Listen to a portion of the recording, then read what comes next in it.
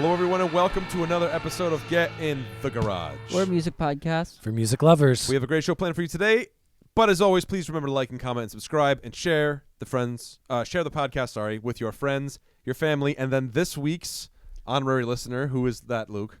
Someone that reads. A reader. A reader. A reader. A reader. Well, could you say a librarian? Oh, no, because... I mean, like, who goes to the library other than, like, people that, you know, need to be indoor? Alex, you go to the library? Yeah. Yeah? Like, what library, though? There's Books A Million. That's not a library. Dude, that's a bookstore. That's a bookstore. That's a bookstore, okay. not My a favorite library. the book aisle of Walmart. There you go. Is that not considered like a library, though?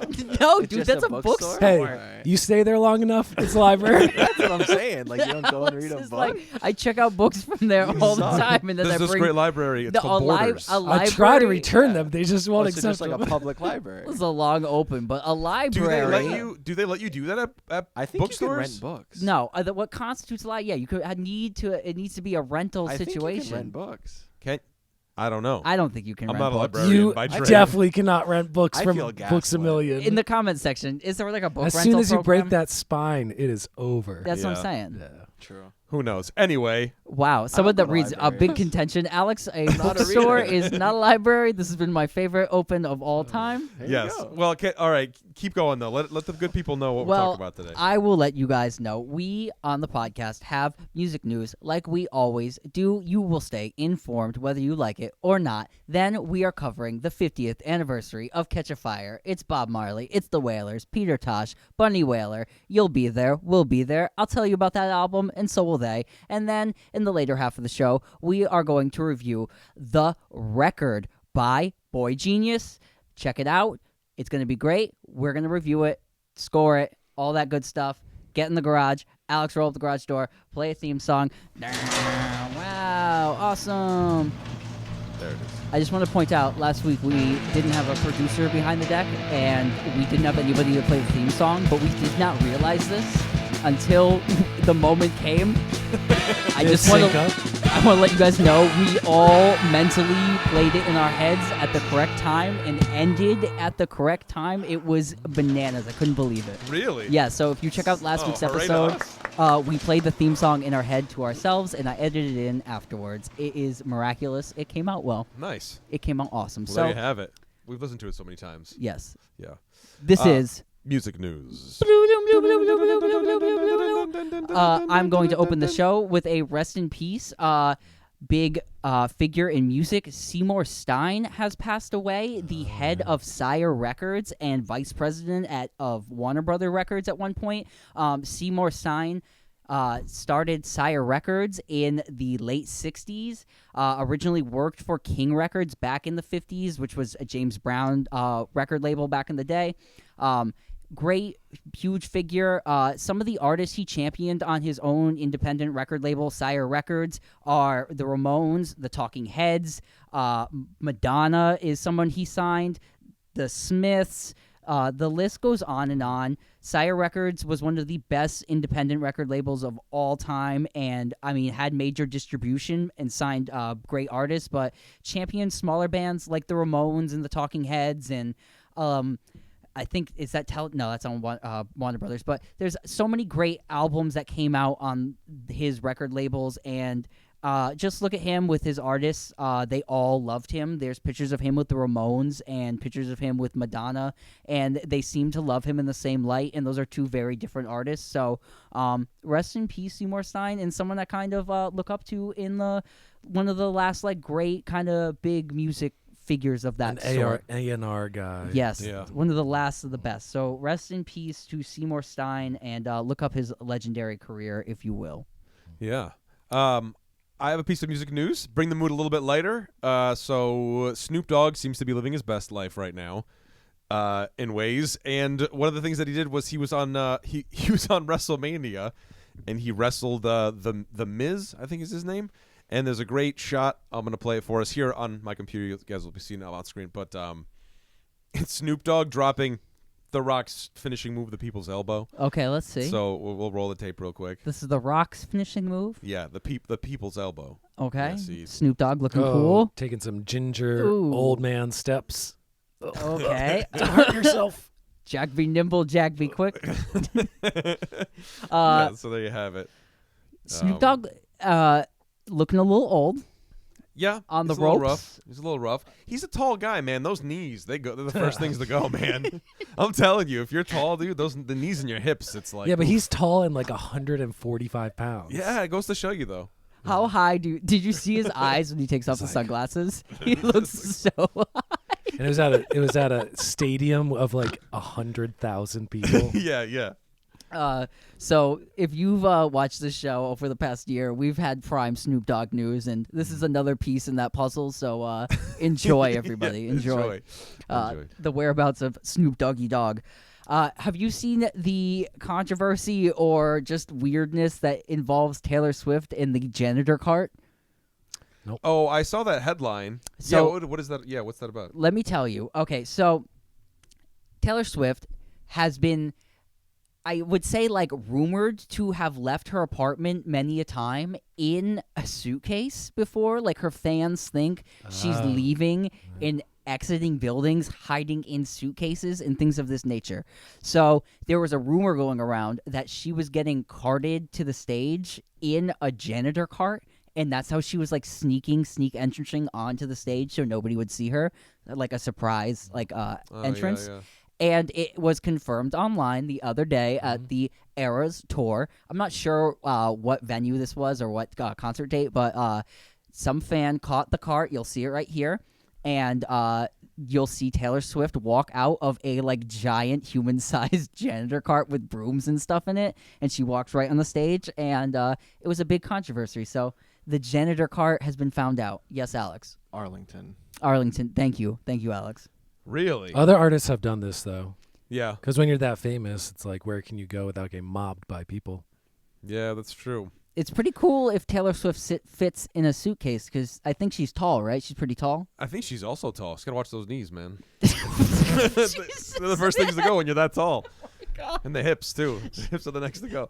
But, yeah, I mean, she is a relatively tall person, so I would imagine. But she's, you know. This also looked like the tallest janitor cart of all time. She's It's like just walking, this it's like giant- it's like a It was full just, door, it was made for her. and like Just made to 4 order. people were like pushing it up like a rack. Yeah. Yes. Yeah. 3 people pushing it up a rack, and you can tell on the top that the mop heads aren't full length. You can see that they're attached to the top. It's like they're stuck in the styrofoam. Yeah. So you've been found out, Taylor Swift. You gotta get a new hiding spot. She needs to contact her props guy. Insert Oscar the Grouch with Taylor Swift's face on it here. All that good stuff. This weekend saw the release of a new movie called Spinning Gold. It is based on the life of Casablanca Records founder Neil Bogart. It's directed and written by his son, Timothy Scott Bogart, so the accuracy is to be questioned. Some good cast members. Wiz Khalifa appears as George Clinton. Jason Derulo appears as Ron Isley. And a bunch of other no-names appear as other famous people. And someone and has it's to probably a... Somebody has to appear as Kiss in this movie, because Kiss is the biggest band on Casablanca, other than Donna Summer, I would believe. Yep. So where's this coming out? It's out now, man. Oh, Neil Bogart is like, again, he is like the weirder Seymour Stein in a lot of ways. Like Neil Bogart is one of like the Liberace of A&R men, if you will. Like huge, lavish parties, old Hollywood of the record Spinning business. Gold. From the reviews, don't go see it soon. 33% positive rating. Is it on? What a bummer. Is it in theaters? It's theaters or is- only. It not might be streaming? VOD. I'm not sure, but I need to check this out. Yo, I I have to think. keep a lookout for that and watch it and talk about it. Yes. If you did not hear, Wilco frontman Jeff Tweedy was on the Late Show, and he talked about having a lifetime burrito card to Chipotle. I So, saw that. You saw this? Yeah. I just wanted to let everybody else know that the frontman of Wilco regularly buys his daughter's school class free burritos. He buys people in line free burritos at Chipotle all the time. And he gets questioned about whether he is actually a celebrity because when you scan his free burrito card, it says celebrity discount is 100% off. Yeah. And he says every time they're like, "What is this? This doesn't mean anything to me. Like, what is this card?" And he's like, Yeah. "I'm a celebrity," and they're like, "Are you?" And he's like, "Yeah," and he has to like do the whole thing. So, very funny. And if anybody else has Chipotle free burrito for life cards, I want to know about it. I want to know who's Yeah. got the celebrity status. Let us know, Chipotle. Hand out your list. Who are your gods? Yeah, who? Imagine that. That'll be a big controversy when that Burrito list. black card. Give us the list. That's what I want to know. You know? Excuse me. Do you have anything else, Michael? I have nothing else, unfortunately. Me All of my neither. news was old. My news was old. Okay, so I have just a quick roundup here. Tekashi 6ix9ine was assaulted in Florida. That's right. So that was a weird, very violent assault. A bummer. He posted a video of the assault. The 3 men were arrested. Tekashi 6ix9ine says that's just what happens in the streets. I don't know what happens in the streets. I wouldn't know. In my streets, that doesn't really happen. Especially in a public place. It was in a gym bathroom. Yeah. So Yeah. I'm saying cool that those people got arrested. Tekashi 6ix9ine has his own issues with the streets, it would seem. So I have no interest in knowing about the streets and what goes on there. So I just wanted to make that of note, seeing that he is a popular artist and musician. So that's that. Did you guys see Praz from the Fugees is like in this whole court battle? No. Okay, so I'm going to fill you guys in. This was like music news I kind of missed. So this trial's been going on. Leonardo DiCaprio has been called into the trial to testify. Oh, I think I saw something. Yeah, with him. so what happened is like Praz was working with a Malaysian billionaire who was kind of funneling in illegal money. This is all going through court right now, so it's, All allegedly. alleged. So he was working with this Malaysian billionaire. They were funneling money illegally into the Obama campaign and some other undisclosed at this current time places. He seems to have gotten paid a lot of money to move this money illegally and has kind of been on the run and has, facing this court battle now about it. And it seems that some of this money has been used to be like cleaned up, and some of it to be cleaned up was used in the funding of the Wolf of Wall Street movie, which starred Leonardo DiCaprio. Where does Praz fit into it, though? He was one of the main people that was giving access to this man originally, and was like a main mover of the money into accounts. It would seem. Yeah. Yeah, because this guy was basically just a fraudster based in Malaysia who was kind of like friending a bunch of people and then being like, let's invest in this hedge fund. And then it was kind of a big Ponzi scheme thing where he was taking money from the government and Yeah, so that's... Now he's like hiding in China and trying not to... Yes, Jeff filled in the other half of the story that I left out. That other man is still on the run. His name was Riza something. I forget his name. Yes, but it's the crazy story, and that's wild. I was like, what is going on with this? And that's what's been going a on decade. with this. Yeah, a decade in the making court case. Really? That's Wolf of Wall Street came out in 2013. Yeah, and so like a funny thing, like a movie about frauding was funded by frauding. Can't write that. It's a little too on the nose, that one, isn't it? So that is the music news. Yeah, there you have it. That is the music news. Jeff, would you like to usher Bring us us in. into the next segment? No, I would like you to, since you are the biggest fan. Oh, you think I'm the biggest fan? Yes. Do it right, Mike. All right. Well, we are celebrating an anniversary with the Wailers, Bob Marley and the Wailers, but really the Wailers because it is technically a The Wailers album. The album is Catch a Fire. It was their 5th studio album. It was released April 13th of 1973. On Island Records? On Island Records, yeah. And it's a great record, man. This is the first major label album by the Wailers that got distributed worldwide outside of Jamaica. So that is the grand importance of it. This would be probably the first reggae album, like authentic reggae album that most people had heard around the world, like in white countries, English-speaking countries, along with, I'd say, the soundtrack to The Harder They Come, but this Yeah. was a very impactful record.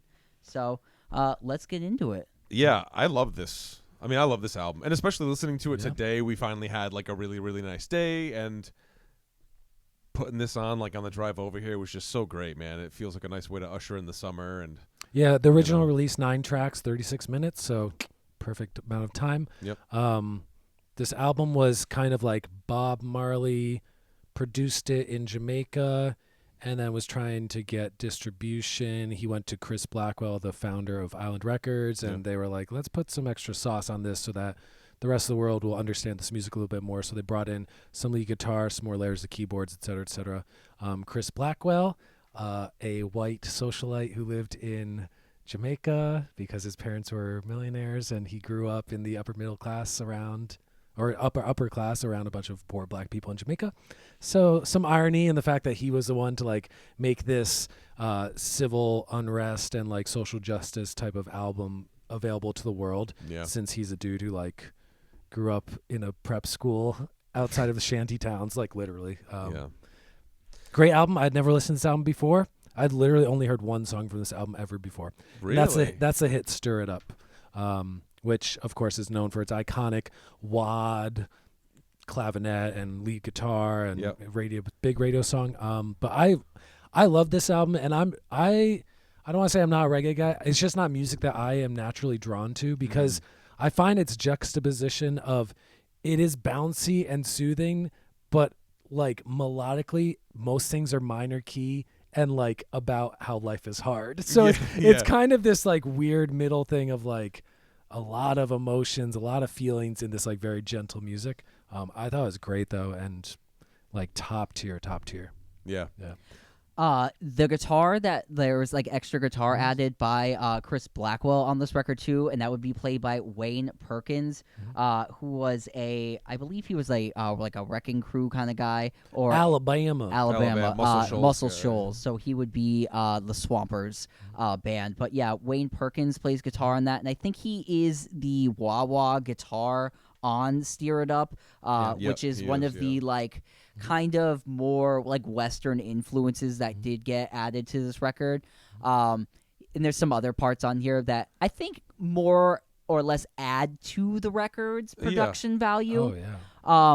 Interesting of note, I like kind of, if we're talking like this is the first like Bob Marley album release like in a major way, I was listening to Soul Rebels, an album that was released in 1970 in Jamaica by Lee Scratch Perry production, and to A-B them, it's interesting because though the sound is more dub and rock steady on that release, the production on it is excellent and really, really like stylized and precise and its own thing. And then when you're getting to this record, it's almost like it's definitely more rock oriented, but you're missing that like real thump bass that you had on like the Lee Scratch Perry stuff. So just an interesting, it does sound a bit more like it's made for that ear to listen to. And even at that, I listened to the extended of this too. There was recorded like 14 or 15 songs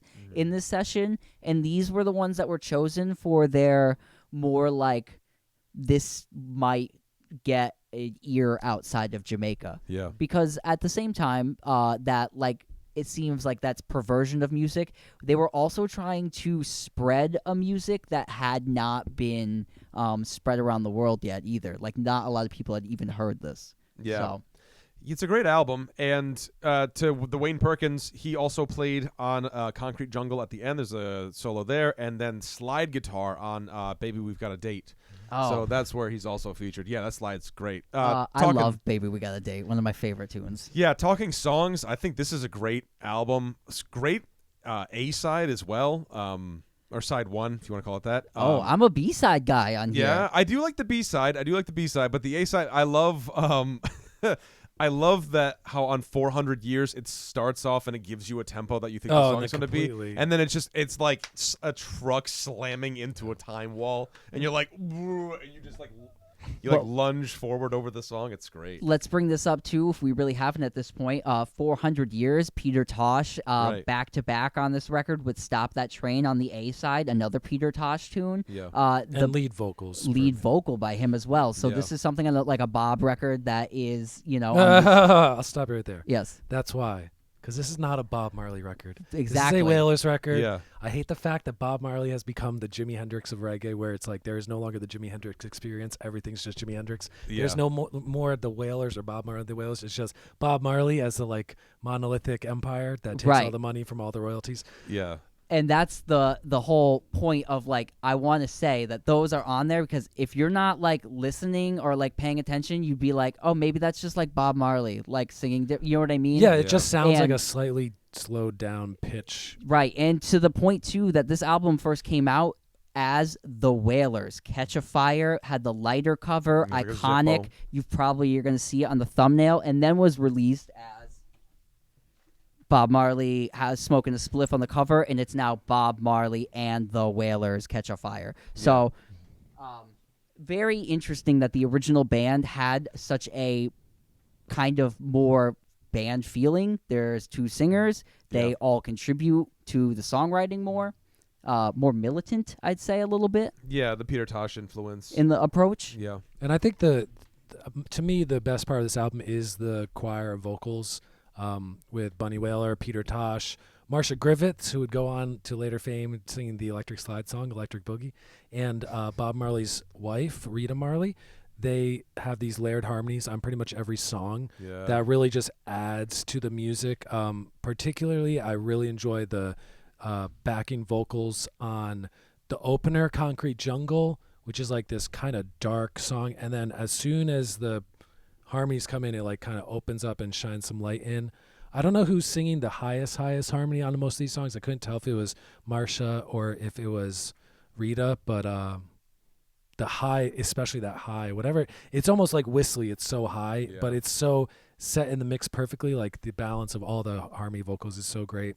I think another key figure on this album, another white dude brought in by Blackwell to play organ and clavinet on this album, a guy named Rabbit Bundrick, who is a white guy from Texas, who like would later on play with the Who on like featured keyboard I was stuff. just gonna ask you. I was like, is that the Who keyboard player? Yeah, and he played like on the Rocky Horror Picture Show soundtrack. So kind of just like a every type of keyboard type of guy. But that the organ, piano, clavinet type of like bubbling layers in the back is like, to me, the best part about reggae music. On top of the rhythm section of the Barrett brothers, Carlton Barrett, the drummer, and Aston, Family Man Barrett, the bass player. Robbie Shakespeare also plays bass on Concrete Jungle. Robbie Shakespeare would later go on to be Sly and Robbie, which was like a very famous production duo, like songwriting team in Jamaica. Oh, you're getting a call from Mom. Yes. But I think, like Luke said, the sound of this is not what I think of when I think of reggae music, which is that like saturated like sound of the bass. Yeah. The real like of like you can hear the cracks in the room and like the tiles on the floor and stuff. Yeah. But I like the fact that this is like very hi-fi and very like precise, because especially with headphones on, you hear you hear drums, bass, keys, guitar, lead, harm. Right, and you hear right. everything working in concert. And the songwriting is just like top notch. Yeah. No More Trouble. How about the opening of that, which like the clavinet starts, and I'm like, yo, if this hasn't been sampled for like a Wu-Tang beat, like I don't know why not. It's like the best opening like 3 seconds of this whole album. Yeah. And how like wonderful and like revealing like the songs like in the that aren't as like popular aren't on Legend. Like you have no, like you said, No More Trouble, Kinky Reggae on here. It's like nice to like kind of discover something that's like right under your nose that is very popular, but like maybe you haven't listened to this album in full, and it's like the first real like statement at it. And like I love that B-side. It's like real groovy, real fun, like kind of more of like lovey party-y, where the A-side's kind of more like get down to business. So I love it. It's revealing in how like great it is as a full record. And Bob Marley made great albums, and the Wailers, original band, fire. Check it out. And was this the last album No, the before Bunny and Peter Tosh left? No, No. Burnin' is the last one okay. before yes, they left. Yeah. Burnin' is released a little bit later in 73 or 4. 73. I think it was released in 73. Yes, it 'Cause is they in did 73, two the releases that same year. And then they were quickly out, and Bob would take the name of the Wailers and continue without them in a completely kind of different formation Yeah. for the rest of his career. And those guys would go on to do their own musical career. And I once saw the Wailers. yeah, Yeah. a But version But of the for Wailers. legal purposes, they were called the original Wailers, and they featured no original Wailers. I was Oh, gonna yeah. ask. I was like, was there like a guy that like played with Bob in like 76 or something? There was a guy who played with, I think, with Tosh in the mid '80s. It was like What? one of those things. Hmm. Like I think it was the lead guitar player, because he was the only guy on stage that I was like, oh, that's a 55-year-old Jamaican man. Yeah. Everybody else didn't look like they would have ever been in that band. Yeah. So, I don't know. They were good though. They started Stir It Up. It was like the sun was setting, and we went, all right, this is a good time to leave the set. They probably played for another 20 minutes, Yeah. but we left on that high note. Yeah. Yeah. Very nice. Very nice. So yeah, great album. Tell us what you think. I mean, Yeah, great Comment- album. leave it in the comments below. I think it's fantastic. And just to touch real quick before we go, to touch your point in the way that, that Lee Scratch Perry production is great and it has like its thing. But I'm an Exodus guy, so like to hear a more refined, sort of recording and production, like where it starts here, like, yeah, it's just a great record. Yeah, awesome. Bob Marley, Catch a Fire. The Wailers, Catch a Fire. Check it out. What do you think? Do you like it? Do you love it? Leave a comment. Tell us about it. Yes, We'll be back. we'll be back. All right, everyone, welcome back to Get in the Garage. With the music podcast. For music lovers. Next, we were talking about our new music release this past weekend. The full-length release by boygenius came out. It's called The Record. boygenius is a trio made up of Julian Baker, Phoebe Bridgers, Lucy Dacus. An excellent all-female trio, a la kind of like a new age, like Crosby, Stills, and Nash, like beautiful 3-part harmonies on pretty much every song. Kind of like split up the lead vocals, like everyone has a lead vocal song, and then like they kind of mix it up. There's 3 or 4 songs on this where they kind of sing 3-part leads, or they have a song where like each person does a verse. So very CSN style. This band, boygenius, had their EP, which might have just been called boygenius. I'm not sure. Came out in 2018, so it's been long awaited, this full-length release, and their fans weren't sure if they would ever come out with this release. Since the EP came out, at that time, Julian Baker was kind of like the big name, but since then, Phoebe Bridgers has been elevated in pop music landscape. Lucy Dacus is still right about in the middle, my favorite of the trio. What do you guys think about this record? I thought it was all right. I feel like the unfortunate news for boygenius is that last week I spent the whole week listening to Lana Del Rey, and it was just like, it was a great record. So it's like I kind of came into this record with those ears still on, and I found the album to be a little bit underwhelming. The good part of it, I think, mostly is the pace of the record's great. So it comes in with this sort of like a cappella-y type thing that's very similar to the Lana Del Rey intro. Not, just the first little bit of that Lana Del Rey song. Anyway, and then I think you get the ebbs and flows. You have like a sort of an upper kind of song with like some cool guitar parts and stuff like that, and then it kind of dips back down and gets a little bit sleepy and kind of dreamy and all that stuff. And then it picks it back up again. So I think the pacing of it went all right. Started and ended sort of soft with the acapella on the first one, and then Letter to an Old Poet, right? That's the last song. Correct. That's kind of on, sort of a downward sort of thing. It's all in what your taste is, the way you like your records paced. I would have liked maybe end with a bang, but that's just me. Yeah, so this is like the, sad, acoustic, more slow-paced supergroup of the moment, and of that, it's heavily influenced by things that came out in the 90s, I would say, like Bright Eyes and Elliott Smith, things of those nature. Yeah. And they're kind of taking this record and doing like an all-star version of that. There's kind of like some Sleater Kinney-y, 90s-y rock stuff that fits on here well. That's done by Julian Baker mostly on this record. I thought it was an interesting record. I thought it had good calls to the things I said before. I'm not a giant fan of the slow acoustic like Bright Eyes feel in this day and age. I think I might have been when I was a younger person, and this might have spoken to me a little bit more. I think the musicians on this record are aged probably about like 5 to 6 years younger than me, if not like maybe 3 to 4.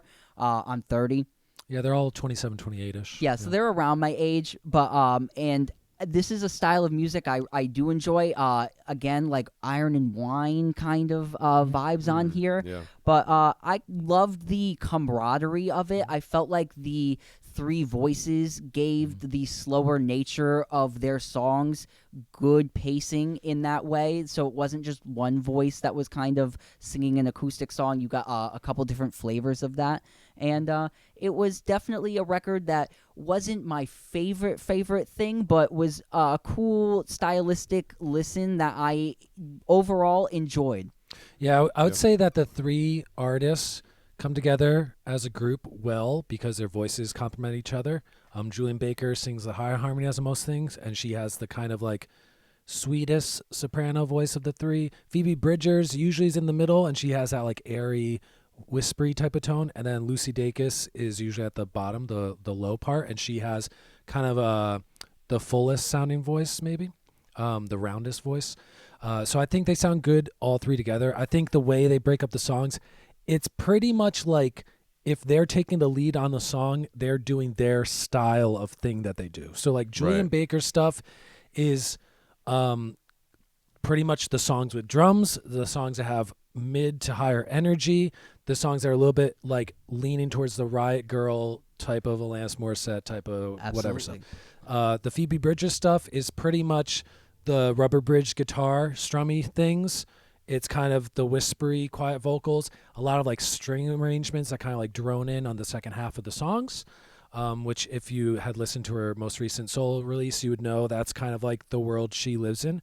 And then the Lucy Dacus stuff is kind of the like straight acoustic guitar, minimal piano, and like not country, but like the folkiest singer-songwritery. It's the most thing. It's the most folky, and Yeah. she was using like clean electric a lot, and or like like strummy guitar with like a piano like hitting like bass chords, kind of thing. Yeah. So and it was definitely different than like the Phoebe Bridgers vibe on it. You could definitely tell they all have their own unique style at this form of music. Self-produced record. Yeah, I saw that. Artists not listed, but we can assume, since no other artists are listed, that they handled all the instrumentation. Yeah, I would guess on this record.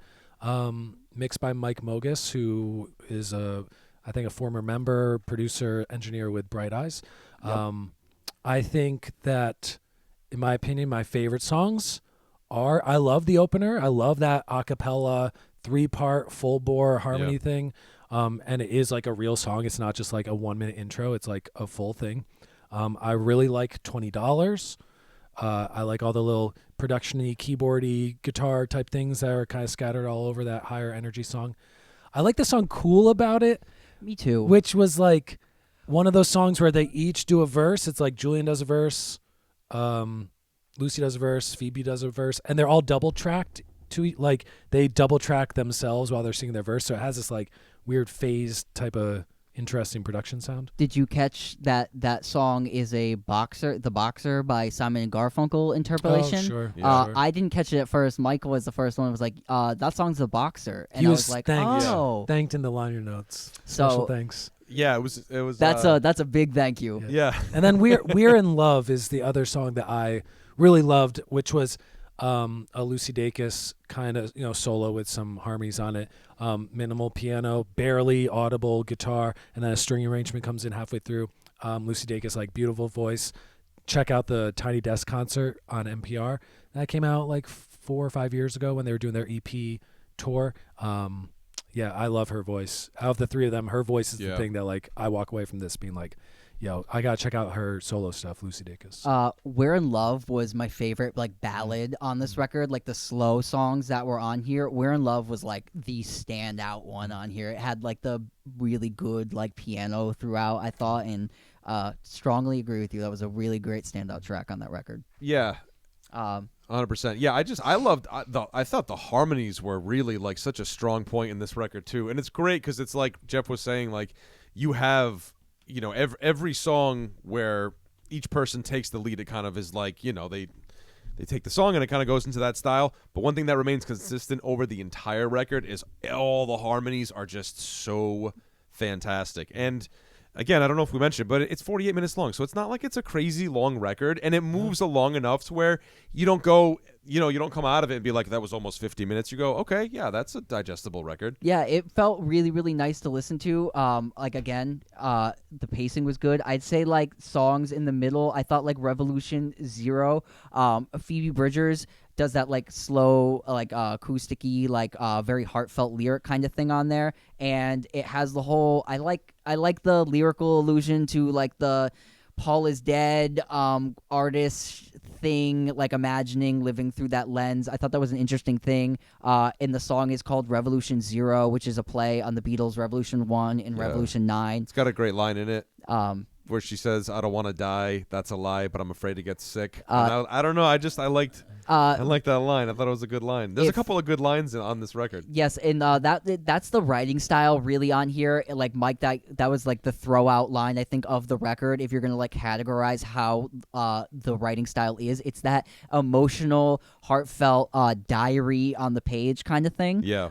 And that song really highlights that. And I thought that was interesting, the kind of writing play on it in there. Yeah. And I really, really liked Julian Baker on this record, who was a new artist for me that I haven't really experienced.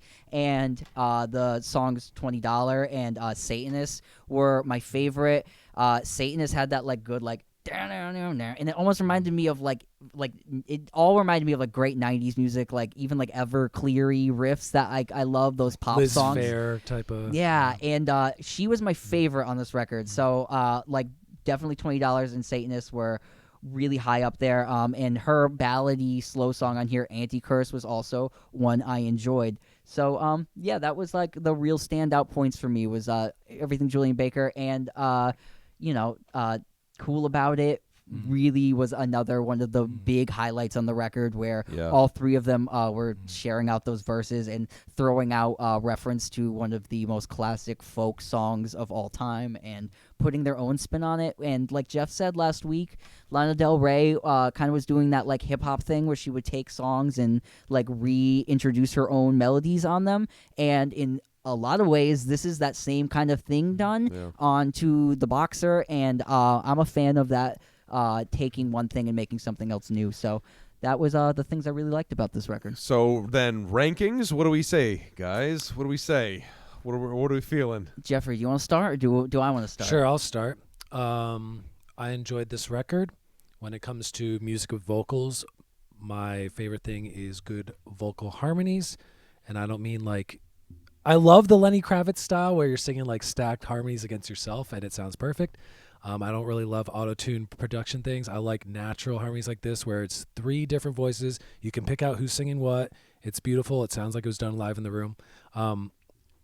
I would normally give this an album like a 7 because I felt like only 3 or 4 of the songs I really was in love with, and the rest was fine. Like 7 is fine, like good background music, but not music I would necessarily like run to revisit. But because of the great vocal harmonies, I'm going to bump it up to an 8, give it an extra point, just because I love the harmonies. And I would sit through even the 2 or 3 songs I was like on this record just to hear like the chorus break out with the 3-part harmonies.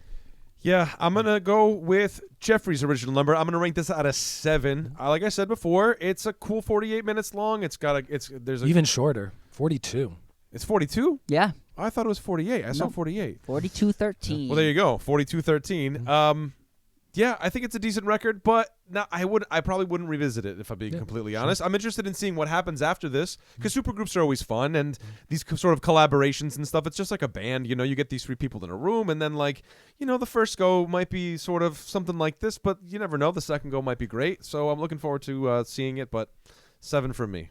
Yes, I am going to go a Pitchfork review, a 7.5. I did like this record a lot. In my nature, I don't usually go for the more like softer acoustic guitar emo kind of thing nowadays, but this record was fun. The 3 voices on it made it more of a lively listen for me, and so I'm going to go 7.5. I really like this. I hope they make some more like aggressively leaned, like harder rock music. That would be something more interesting and maybe out of their comfort zone, and I think that would sound really, really cool, because where they were like getting screaming on here was where I was like really starting to like feel with this record. So 7.5. Hope they come out with the next one soon. What do you guys think?